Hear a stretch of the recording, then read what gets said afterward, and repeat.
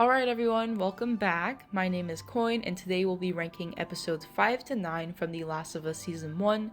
I ranked episodes 1 to 4 in a part 1 and I'll link it in the comments below if you want to watch it. Just like a lot of you guys, I am currently in my Pedro Pascal era, so I'm obviously going to make a tier list video about his show. This is just my personal opinion on the episodes, and it's inevitable that other people will have different rankings, so if you have other thoughts, just leave them in the comments below. The tiers are going to stay the same as part 1, so the tiers are as follows: best of the best, amazing episode, solid episode, meh, and nah fam. But like I said before, I don't think the last two tiers will be used since all the episodes were pretty solid in general. I also added an extra tier that is called emotionally, mentally, physically, hurt me, just for episode 3 because that episode really drained me emotionally. Alright, without further ado, let's start with episode 5. Episode 5, titled Endure and Survive, showed Joel and Ellie trying to escape the city of rebels when they come across Henry and Sam. So Henry is currently a wanted man in the city as he caused Kathleen's brother to be killed. Overall, I enjoyed the episode, but I think it was a little bit rushed. To be honest, the introduction of Kathleen felt a bit clunky and the dialogue between her and her right-hand man could have been a bit better. Personally, I don't think she was super believable as a leader, just because it doesn't make much sense to me as to why people would be following her since her priorities are basically a mess. Side eye! If you think about it logically, she's literally utilizing the entire forces to go after 2 kids for revenge, which is pretty dumb if you think about it. So I think that in the show it would have been better if they used more scenes to sort of show her character development, to demonstrate how she's a good and capable leader. But instead, she just seemed like a Karen the entire episode. Thank God that child unalived her at the end of the episode because she was so annoying. One of the biggest changes they made from the game was making Sam deaf in the show, which I know some people were a bit worried that if they did that, I guess it would be harder to demonstrate the relationship that him and Ellie built. But I think the change was fine. They were still able to convince you that Ellie and Sam built a great relationship before, Like I said before, the episode felt quite rushed. They ran through some of Henry and Sam's action set pieces from the game pretty quickly, so for me, it just didn't have the same impact as they originally did. I did like that they included the classic death animation of the bloater, and the sniper scene with Joel was nice because you can see that he's really starting to get protective of Ellie. Bella Ramsey also did a great job at the end of the episode when Henry unalive Sam and himself, like the expression that she had. You could tell it was very, very real. And I think Pedro did a great job in that scene too. I will say though, although I'm not the biggest fan of the introduction of Kathleen in the show, the Kathleen storyline itself is great thematically. It sets up Henry making the choice of sacrificing a good person to save his little brother, which parallels Joel's choice at the end of the season, while Kathleen herself has parallels to Abby, which you will probably see in season 2, that she is willing to lead her own people to death for revenge, which is very similar to how Kathleen did in this episode. Overall, I enjoyed this episode, not too much to complain about, so I will be putting it in the amazing episode tier. Next, we have episode 6, titled Kin, which shows Joel and Ellie finally arriving in Jackson, Wyoming to reunite with Tommy. I like this episode. It was pretty cool to see Joel and Tommy finally reuniting. For me, the town segment in the show was actually better than the game. If you've played the first game, I always thought that the town segment was the weakest part of the game, but in the show they had extended dialogue between Joel and Tommy that works really well. It lets the audience learn more about the brotherhood and Joel's character, while having Tommy's character more nuanced than before. I also found the part where Tommy realizes that he's a communist really funny. However, one thing I did like more in the game is the cabin dialogue that Joel and Ellie have. In the game, it felt very built up and earned, like this moment felt very, very built up. But in this episode, there was a lot of heavy lifting to actually bond Joel and Ellie's characters together, which previous episodes didn't focus on as much, so for me, the relationship development felt a little bit rushed. albeit I know they'd had a 2-month time skip, so Joel and Ellie definitely became closer than before, but I think that having some flashbacks during or like before this episode would have made it more effective so that we can actually relate to Ellie's supposed losses. I do wish that there was more action towards the end of the episode. During the college campus scene when Joel literally just chokes one guy out and then realizes he's injured, and then they escape. In the game, it's a lot more brutal. The show skips what they could have had a more thrilling action sequence entirely. I don't expect him to turn into John Wick, but I feel like they could have had a bit more fighting in this scene. With that said, I still like the episode, especially the part in the town, so I'll give it a solid episode. Let's move on to episode 7, titled Left Behind. This episode is a flashback episode that focuses on Riley and Ellie's relationship, and it takes place the night that changes everything.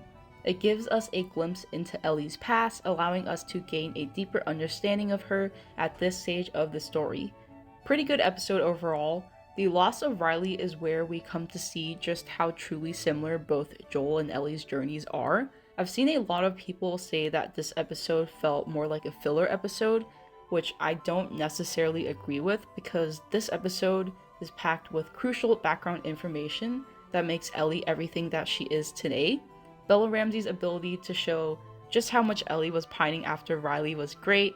I think she did an amazing job just demonstrating how much Ellie really valued Riley and just how close they are.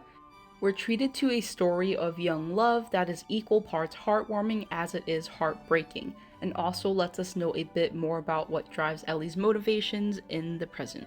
Ellie's burst of rage when she's smashing all the stuff in the class display cases is another great acting performance from Bella, and it really gives us a glimpse into the vengeance-fueled Ellie that we will probably see in part 2. For me, I think the funniest thing in this episode was just imagining that the whole time that Ellie was having the flashback in the present, she was just standing in the kitchen of the house, just like thinking about her past while Joel was fighting for his life in the basement, just bleeding out completely. But yeah, pretty good episode, but I did like the previous episodes a bit more, so I'll put it in the solid episode tier.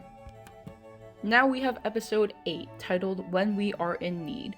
Right off the bat, probably one of my favorite episodes. In this episode, Ellie crosses paths with David and his group, and we find out that the man that Joel killed at the university was one of the members of David's group. Now, whoever thought of the idea to make David a teacher in his past job, you guys are smart, because that tiny detail made me gag at the thought of David as a teacher with all those young kids around. Oh, just no. I think Pedro did a great job in the interrogation scene, both Pedro especially in the ending scene. You could see so much emotion in both of their eyes, great acting. I found it really cute when Joel carried Ellie's backpack when he found it. It looked like a parent going to pick up their child from school. I do want to praise the actor that played David though, even though his character was just so gross. The actor was menacingly good. You honestly couldn't play him out until you realized he was attracted to Ellie. The Troy Baker cameo was also cool. But one thing that threw me off was that Joel was literally at death's door. He couldn't move an inch, and then all of a sudden, his dad instincts kick in. He senses Ellie is in danger, and then turns into John Wick. Are we sure that Ellie gave him penicillin? It was really cool to see him go all berserk on those dudes though, so I'm not complaining. I've seen a lot of people say how horrifying this episode is to them. Like the cordyceps isn't real, right? At least for now, hopefully not in the future. But this seems to represent existing reality projected in another environment and everything that's wrong with mankind. So this episode, pretty scary shit. Yeah, but this is one of my favorites, so I'm gonna put it in best of the best. And finally, we have episode 9, titled Look for the Light, and it is the last episode of season 1. In this episode, we finally learn why Ellie is immune to the cordyceps, and then Joel and Ellie finally arrive at the hospital where the Fireflies are at. I don't know why, but the scene where Joel holds a gun to the doctor, and the doctor just grabs a tiny ass scalpel and says, "I won't let you take her." had me laughing my ass off. Like, bro, the dude literally has a gun pointed at you, and you're going to take a tiny ass knife and point it at him and threaten him. Do you know how stupid that is? Anyways, I enjoyed the episode. I really loved the scene where Joel just unalives everyone in the hospital. Pedro did a great job in that. You can really feel the dissociation that Joel feels in that moment, where his only goal is to save Ellie. And like, everyone he's killing is just an obstacle for him. He doesn't give a shit about anyone and just has that one goal in mind. I do agree with people who said that the finale felt a bit rushed. I think it could have been a bit longer. It was only like 45 minutes long, but still a great episode overall. I enjoyed the backstory that shows why Ellie is immune to the cordyceps, and I like that they stuck to the source material and had the same ending as the first game. I know a lot of people were wondering if they would actually stick with it, and I'm glad they did because it worked pretty well. And it was also cool to see the voice actor for Ellie in the games play her mother in the show. I think one last detail that I just want to say, like, I'm not a medical professional or anything, but you've got to think that the doctor in this show was pretty unethical. I mean, he's jumping straight into a child murdering surgery just for a potential cure that has a tiny chance of working, which I think is kind of silly. Like, I understand they're in an apocalypse situation, but like, still, that's pretty silly in my opinion. Anyways, I like the finale, even though it felt a little bit rushed, so I'll put it in the amazing episode tier.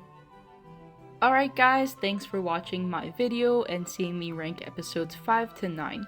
Hopefully my ranking was okay, but if you guys have anything to add, just leave them in the comments below. I now have nothing to do on Sunday nights because there are no new episodes coming out, which makes me very, very sad, so I should probably find another show to watch soon. Anyways, thanks for watching, and take care!